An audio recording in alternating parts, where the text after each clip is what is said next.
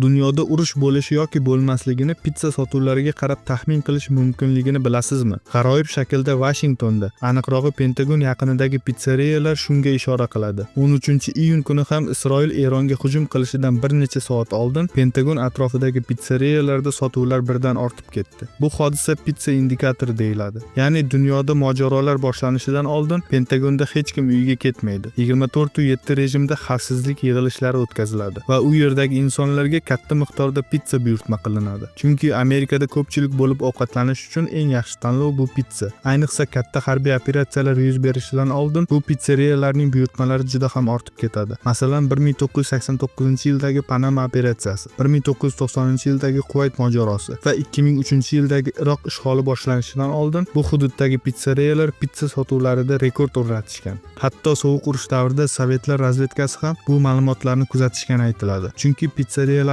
buyurtmalari urushdan oldingi indikator sifatida ishlaydi. Kulguli tuyulsa ham, ammo bu ma'lumotlar katta mojarolarning oldindan xabarchisi hisoblanadi.